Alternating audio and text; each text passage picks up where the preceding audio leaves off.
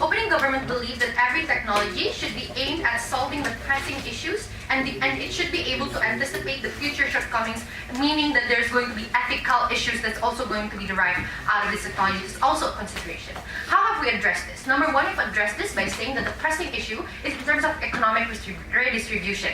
Nahdia has explicitly explained it to you in a comprehensive manner. I will further delve into this. But secondly, we've also anticipated that in the future and the attempts of humankind to develop according to the times and particular challenges in that time, you will need to have changes in terms of opinions, ladies and gentlemen. We believe with the pressing influence of these people, with all their wealth and all the power they've accrued during this long time of life, we believe that this is going to be harder for people to adjust to different types and different sets of challenges, like the example pointed out by Nahdia is in terms of LGBT. So that's in general the case coming from government side of the house. Before proceeding deeper into that, several ideas to be addressed to the whole opposition bench.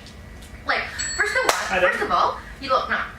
What they're trying to say is the fact that, you know, we've tried to make sure that there's an expansion of lifespan, but with previous technologies. My question would be, has this been accessible to everyone? Not really, ladies and gentlemen. We argue, therefore, at the end of the day, what you need to do is not to exacerbate this, but make sure that the current allocation of money is exactly distributed to the medication that could improve the lives of people in Ethiopia, well, people who are, you know, in Africa, who have been plagued with malaria up until now, in which they cannot actually expand their lifespan to the optimum level, which at the current state is like 60, right? But their lifespan at that time is still 15 years of age, for example. What we argue is that when you're unable yet to make sure that this basic right to, you know, an equal amount of lifespan is distributed to everyone, we don't feel that it's morally correct for you to give this exclusive access to those who can make use in a bad manner of this additional lifespan, right? So we argue in that regard, we don't think that's the issue in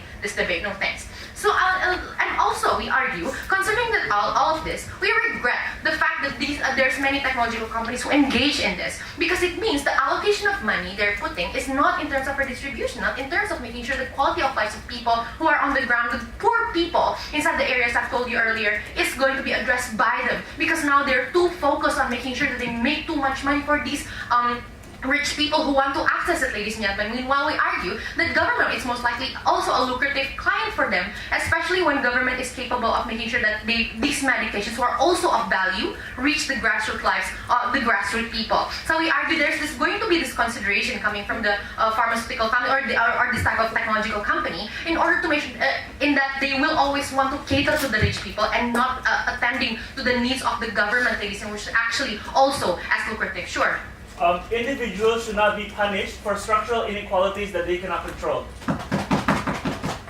I don't believe that, and I don't think that you should believe in that. Why? Because, ladies and gentlemen, they are complicit in it, and I think that just because you're complicit, and also the fact that I don't think that rich people don't know that they are bad people. Okay? So I think that's morally incorrect for you to not blame them for the gross.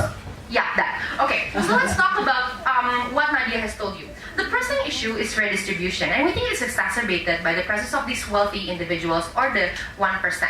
How so? Number one, there's their physical presence, ladies and gentlemen. Look, we think that their physical presence inside policy making, inside government, inside businesses in which they control, and they also have their allies and whatever, cronies, we think that it's harmful. Why? Because they continuously make decisions which allows this, which allows this, places where children are working, sweatshops, places, right? These are policies in which they extract numerous environmental things in a manner that's unsustainable, ladies and gentlemen. We argue that this is bad because they can continuously shift the paradigm, and they can continuously frame this as something that's good for everyone, right? That's why we see even right now fracking still happens and fossil fuel extraction still happens in businesses and in policies. Look, the fact that you want to have a child, it means that there's this inherent tendency and desire for you to make sure your legacy sustains. It means you can influence people by the presence of your child. We think that if this proposal applies, you will not have children, but worse off, you will have the manifestation of your evil intention, ladies and gentlemen. And then we think it's also worse off, and therefore this need is inherent. We don't think we're going to cater to that. Secondly, we also argue, we think that when they have an ability to accrue their wealth, they will create a network of people who continuously to protect them, because with the wealth they accrue, they can bribe the people, ladies and gentlemen, into making sure that all of their needs and personal benefits are being catered to. So that's how you cement your power as a rich people, and the lifespan is going to further exacerbate that. Why then it should be mutually exclusive in our side of the house, like all of this, the structural development and this proposal should be mutually exclusive. Number one, because precisely the power, the gravity of the power I've just elaborated is really great, ladies and gentlemen. There will always be contestation to this as a morally incorrect thing to do. That's why neoliberalism is really hard to tackle right now, because the proponents of it are still alive and really trying to frame it in a manner that's really beneficial for them. But secondly, even if you cannot take that, we argue that it's morally incorrect for us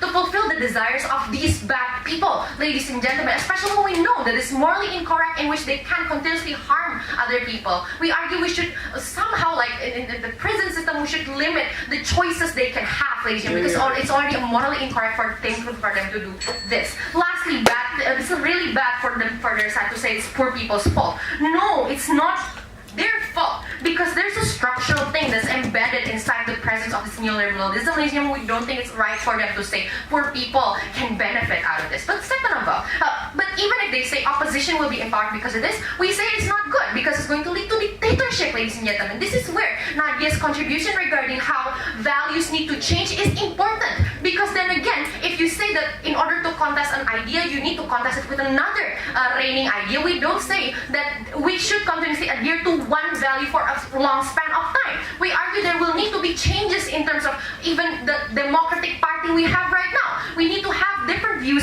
in accordance to all of this. So we argue, ladies and gentlemen, at the end of the day, it's not going to be good for them. And lastly, I'm going to say that people need to know their sign of the time. They need to know when their time has come, right? We think that knowing this, they will have a more productive life. But for example, if these rich people know that they cannot in any way expanding their lifetime will not necessarily lead to any happiness, of 50 years it's not going to lead to happiness, we think that people will be able to rationally, realistically assess that in 20 years, perhaps I'll be happy just by being a businessman and not a conglomerate. We say that that's a more reachable standard of happiness that what Nahdia has told you, and we think that makes it a realistic standard for everyone if they know this limited lifetime. Therefore, we beg to propose.